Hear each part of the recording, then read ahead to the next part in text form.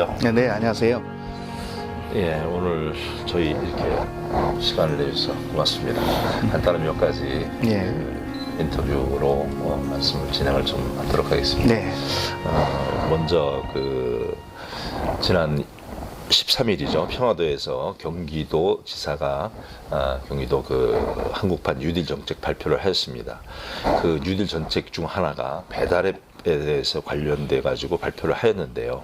그 배달앱이 우리 지역에서는 어떻게 운영되어지는 것이 가장 바람직한 방법인지 한번 의견 좀 주시기 바랍니다. 지금 그 배달 앱 이렇게 지금 하면은 요즘 뭐 생각대로 뭐 배달의 민족 기타 여러 가지 뭐 배달 업체들이 있는 걸로 알고 있어요. 네. 그런데 이제 그 코로나 상황에서 아무래도 이제 그 배달 음식들이 수요가 폭발적으로 증가하다 보니까 기존에 뭐 배달을 위주로 하지 않았던 업체들까지도 이제는 배달을 생각을 해야 되는 그런 상황인데, 거기에서 이제 문제가 발생하고 있지 않습니까? 수수료라든지 독과점 형태라든지 또 뭐 배달 지연이라든지 뭐 선별적 배달이라든지 예. 이런 것 때문에 오히려 배달을 위주로 다시 시작을 했던 업체라든지 새로 한 업체라든지 또 그거를 지금 고객으로 하고 있는 그 주문하고 있는 시민들이라든지 모든 분들이 불편해하는 느낌이 생겨요. 예. 거기에다가 이제 수수료 문제까지도 불거지다 보니까 독과점 형태에서 수수료가 뭐 10% 이상, 13% 이상 이렇게 가다 보니까는 이제 서로 어려워지는 상황이 오히려 전개돼 버리는 거죠, 전에보다. 그렇죠. 예, 그래서 이제 이걸 공공의 앱을 개발해서 이제 경기도 차원에서 전체적으로 좀 수수료율도 낮추고 네. 독과점 형태를 좀 이렇게 막아보자, 이런 그 의미로 추진을 하고 있는데요. 수수료를 최소로 낮춘다면 한 2% 정도만 한다면 뭐 업체라든지 또 뭐 그거를 시민들이라든지 또 그 영위하고 있는 뭐 배달 그 회사라든지 서로가 이렇게 소위 말해서 서로가 이제 좋아지는 그런 환경을 좀 만들어 보자. 그게 신뉴딜 정책의 하나인데 상당히 기대가 되고 있고요. 뭐 현재 이 상황에서 그렇게 어려운 문제는 아니라고 봅니다. 그렇죠. 시민들의 뭐 호응도 괜찮을 것 같고요. 개발을 지금 하고 있는데 개발은 다 됐고 뭐 이제 시연을 뭐 실질적으로 적용할 준비를 하고 있다. 네. 거기까지 지금 최근에 보고를 성남 받았습니다. 복정 2 공공주택 기구 거기에 예. 지금 지역에서는 그 산림으로 한다든지 아니 공원으로 한다든지 하는 그런 얘기가 좀 많이 있고요. 아니 근데 그 도나 시에서는 신혼희망 타운 아파트 단지로 개발을 하고 있습니다. 그거에 대한 의견을 좀 주민들 입장에서 해결할 수 있는 방법은 좀 이 표현이 맞는지는 모르겠습니다만 상당히 지금 뜨거운 이슈이기는 합니다. 최근에 이렇게 뭐 4,000명 넘게 이렇게 서명을 하고 이렇게 또 의견을 표출하고 하는 경우가 수정구에는 없었는데, 이 문제로 해가지고 이제 환경적인 접근 또 뭐 재산권이라든지 주거권에 대한 접근, 이게 조금 상충되는 부분이 있죠. 그러나 이제 그 내막을 조금 더 이제 깊게 들어가서 보면은 이제 충분히 뭐 녹지를 보존하고 영장산을 지키자 하는 거에 대해서 공감은 합니다. 그러나 그 땅이 또 사유지이기도 하고 또 일부 시유지이기도 하고 그 다음에 학습권하고도 또 연결되어 있습니다. 그 포레스트 그 아파트가 들어서면서 원래는 거기에 지금 초등학교가 신흥 초등학교 학군이기도 하고 또 성남 북초 학군이기도 하거든요. 예. 그래서 북초 학구 쪽은 북초로 지금 한다라고 했는데, 길을 건너서 다니는 그 학교에 북초를 가려면 그런 문제가 생겨요. 그런 문제 때문에 신흥 초등학교를 지금 이제 증축을 해야 되는 문제하고 또 직결돼 있습니다. 그렇게 되죠. 거기 예. 학생들이 죽으니까. 그래서 학습권, 주거권, 뭐 환경 보존에 관한 문제 뭐 이런 것들하고 좀 겹치는데, 개인 그 재산권하고도 겹치고요. 그래서 저 같으면은 이제 지역민들의 저 많은 그 의견들도 있긴 있습니다만은 제 입장에서는 좀 포괄적으로 봐야 되거든요. 그 중에서도 이제 거기가 신흥 2동하고 태평 4동하고 좀 걸쳐 있는 부분이기도 합니다만은 거기에서 수정구가 상당히 지금 그 노인 비율이 높아요. 37% 이상. 그 다음에 외지인 소유, 그 주택도 외지인 소유율 비율이 굉장히 높습니다. 60% 이상. 세입자들도 뭐 한 70% 이상이 세입자. 이랬을 때, 젊은 사람들이 와서 살고 싶고, 또 신혼부부라든지, 뭐 청년 최초의 주택이라든지 이런 정책을 펴야 마땅하거든요. 그랬을 때 그 측면으로 본다면은 거기는 결국은 이래 아파트가 들어서고 주택이 좀 늘려서 수정구도 이사하고 싶은 동네, 또 살고 싶은 동네, 또 이렇게 저 젊은 세대도 와가지고 충분히 정착을 하고 하는 그런 문제들하고 좀 직결이 돼 있어서 많은 검토하고 또 저 시민들하고의 의견 조율하고 그런 부분들을 한번 거쳐야 된다. 저는 뭐 일단은 그렇게 보고 있습니다. 그러면서 이제 공공개발 쪽으로 방향을 좀 잡아야 되겠죠. 그렇죠. 어쨌든 민간 개발을 거기다 해버렸을 때는 상당히 큰 문제가 예상이 되는 상황이에요. 민간 개발은 우선은 뭐 개발사에서부터 이윤을 추구하는 그런 상황이라 오히려 지금 제가 전자에 말씀드렸던 그런 부분은 도외시 돼버릴 수 있습니다. 뭐 녹지 공간이라든지 지금 그 부분도 지금 저기 신흥 일동 거기서부터 해가지고 영장산 쪽으로 오는 그 길에 그 녹지 그 길을 조성을 할 예정이 있고 설계를 지금 하고 있잖아요. 예. 그런 쪽하고 연계가 된다면은 그 공공 개발이 충분히 그 더 좋은 환경으로 할 수 있는데 민간 개발했을 때 예상되는 문제는 너무 어려운 상황이다. 그렇게 보고 있습니다. 최근에 그 여성 안심 화장실 사업을 추진하신다고 하셨어요. 네. 그래서 그거가 근데 상세 내용을 저희는 좀 모르니까 그거에 대한 설명과 네. 더불어서 이 안심 화장실 사업이 여성뿐만 아니고 약자한테도 도움이 될 수 있는 그런 방법이 좋겠는데 어떻게 혹시 좀 더 의견이 좀 있으시면 좀 말씀. 그 여성 안심 사업이라고 저 주민들께 제가 이번 주에 말씀드린 내용이죠. 예. 예. 우선 의정 보고를 저는 문자 메시지로 지금 매주 월요일 10시면 꼭 10년 넘게 해오고 있습니다. 한 차례도 안 빠지고.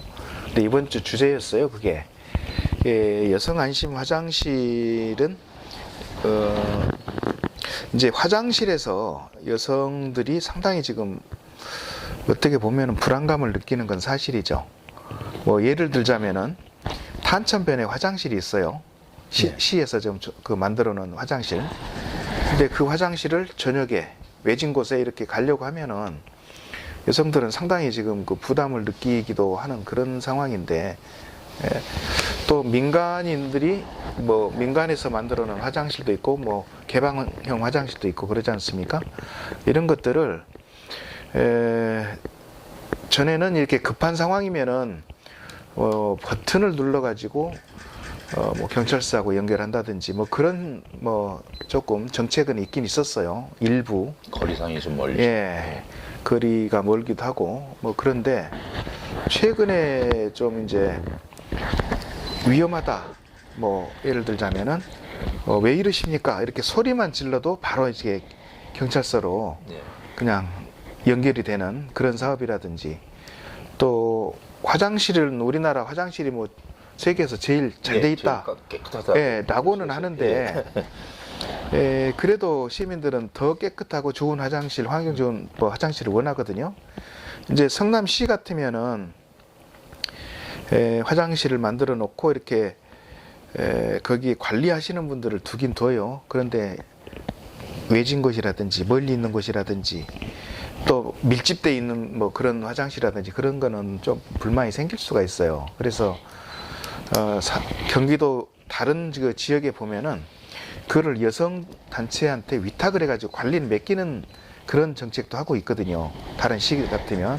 그래서 이 소리 감응을 받아가지고 경찰서로 바로 연결되는 그런 그 시스템을 좀 만들어 놓고 그 다음에 그걸 운영하고 유지하고 관리하는 거를 시민들한테 여성 단체라든지 뭐 적정한 단체라든지 해가지고 위탁 관리를 해놓으면 이것이 잘 될 것이다라는 그런 그 의견들하고 토론의 결과가 있었습니다. 그래서 요거를 내년에 우선 시범적으로 경기도에서부터 도입해보자. 그래서 뭐 예산 한 10억 정도 세워가지고 해보는데 제가 있는 소관 상임위원회이기도 하고 성남으로 그 시범 사업을 좀 우선 가지고 와서 실시해봤으면 좋겠는데 라는 생각은 지금 하고 있습니다. 그럼 당연히 그 안에 여성뿐만 아니고 약자도 다 포함되어 있는 그런 내용으로 알고 있으면 되겠네요. 뭐 그렇죠. 뭐 여성뿐만이 아니라 이제 뭐 장애를 가지신 분이라든지 그런 분들 다 포함이 된다고 보면 되겠습니다. 네. 이어서 질문 좀 드리겠는데요.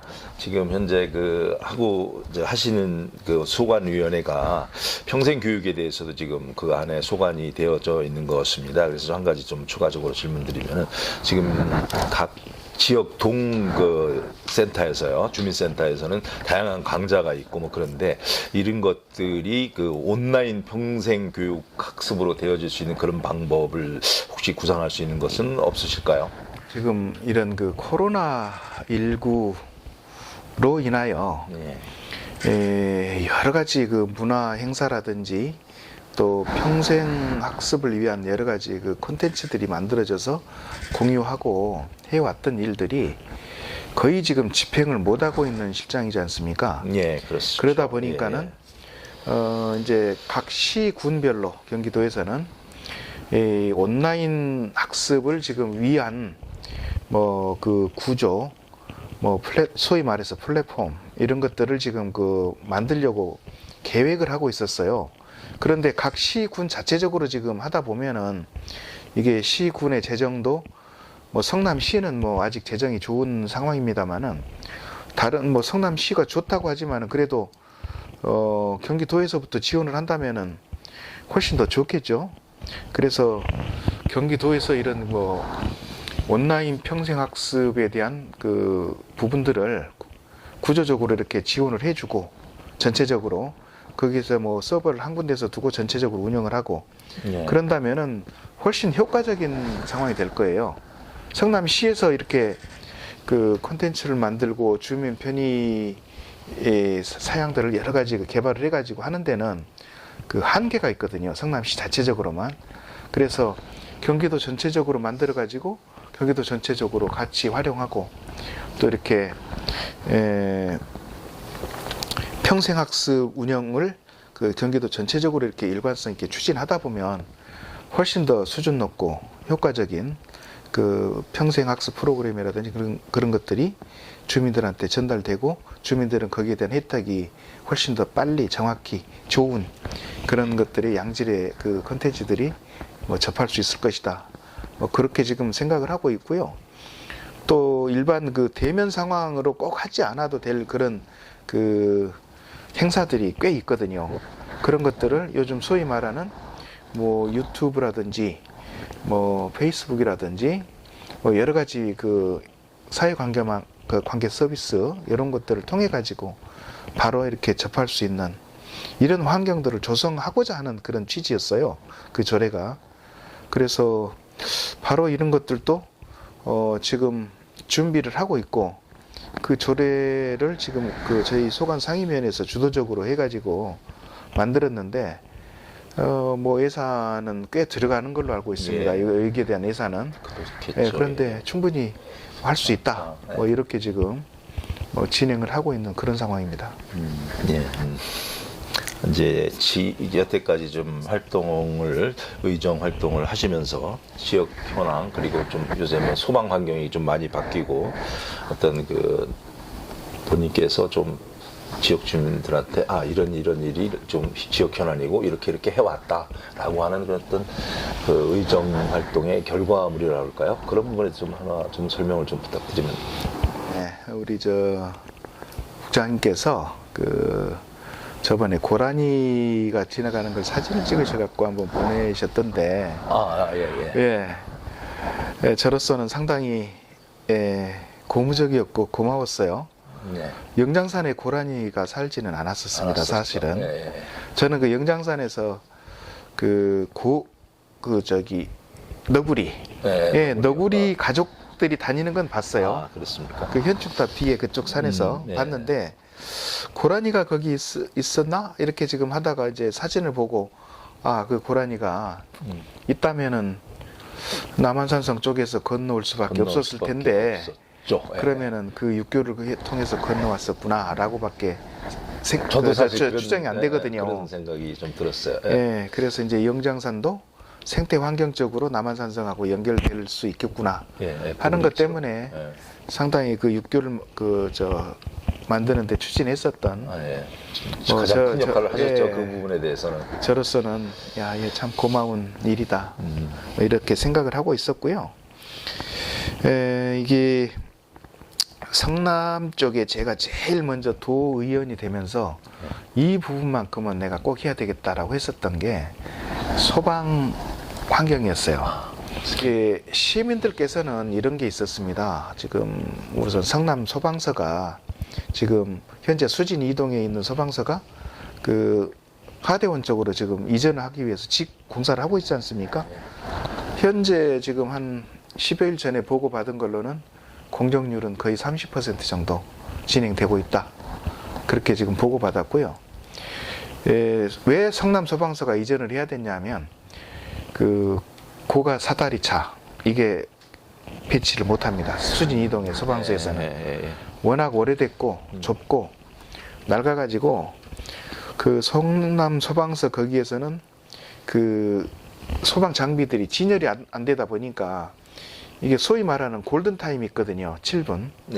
7분 내에 출동을 해야 되는데 거기서 수진 이동에 있는 소방서에 배치가 안 된다. 그러면 위례동 위례 1군 안전센터 뒤쪽이 있거든요. 그랬을 때 만약에 이쪽에 뭐 수진동이라든지 뭐 예를 들어서 삼보 아파트라든지 그런 데서 고층 화재가 났다. 그러면 안 된다는 얘기밖에 안 되거든요. 그래서 이제 이전을 해야 되는 거고 뭐 주민 소방 서비스를 받아야 될 그런 상황이면은 이전할 수밖에 없는데 그게 지금까지의 최대 현안이었어요. 그리고 이제 태평 119 안전센터가 개청을 해서 태평동 쪽에 소방 환경이 거의 뭐 완벽하게 갖춰져 있지 않습니까? 그리고 이달 말이나 11월 초에 이제 착공을 할 겁니다. 고등 119 안전센터. 그 다음에 서판교 안전센터는 공정률이 현재 70% 정도 돼 있고 여수동 저쪽에 안전센터까지 해지고 이렇게 하면은 성남에서 이제 골든타임을 확보가 100% 된다. 이걸 지금 하고자 했었던 게 제 1차 목표였어요. 도의원이 되면서. 그래서 경기도는 골든타임 확보율이 50%가 안 됩니다. 전체적으로 보면. 그런데 성남 소방서는 골든타임 7분 내에 성남시 어디든지 출동한다. 요걸 갖췄다 하는 거에 대해서는 상당히 큰 보람으로 생각하고 있고요. 우리 시민들께서 요즘 저한테 제일 뭐 좋은 정책이었다고 말씀을 주셨던 게 이 남한산성 올라가는 그 길 옆에 배수로 있는데 거기서 사고가 1년이면 한 50건씩 났습니다. 거의 경찰서에서만. 그러니까 경찰서에서 파악하지 못한 사고 포함하면 훨씬 많겠죠. 거기에 대해서 이렇게 참 덮개 공사를 해놓으니까 안전하고 편하고 현재까지 사고 난 건 없습니다. 그로 인해서 좋은 정책이었다. 뭐 탄천에 또 이제 징검다리를 복정동하고 서울에서 내려오는 세곡천 쪽이 있거든요. 그쪽에서 내려오는 지점에서 그 돌다리를 이렇게 놔줘서 이 신촌동하고 복정동하고 이쪽이 단절되어 있었거든요.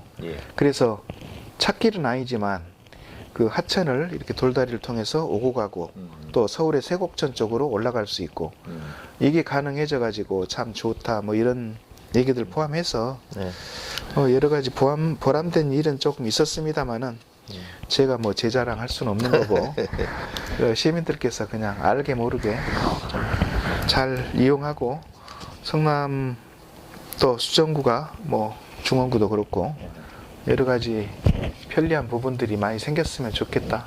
더 잘 추진하겠다. 이런 말씀을 좀 이 기회에 좀 드리겠습니다. 저는 시의원을 거치고 지금 도의원 재선하면서 상임위원장까지 하고 있습니다. 이것이 이제 점점점 해가 갈수록 역할이 커지고 또 어깨는 무거워집니다만은 그래도 제가 지금까지 해왔던 10여 년의 정치 생활보다도 더 차분하고 치밀하고 또 주민들하고 항상 이렇게 소통하면서 의정 활동을 더 꼼꼼하니 잘하겠다 이 말씀을 드리면서 시민들께서도 지금 코로나19 상황입니다만은 더 좋아질 거라는 기대와 희망을 가지고 용기 잃지 마시고 항상 건강하시기 바랍니다. 가을입니다. 좋은 계절 많은 추억 만드시기 바랍니다. 감사합니다. 이상으로 오늘 박찬순 도의원님 인터뷰를 마치겠습니다. 고맙습니다.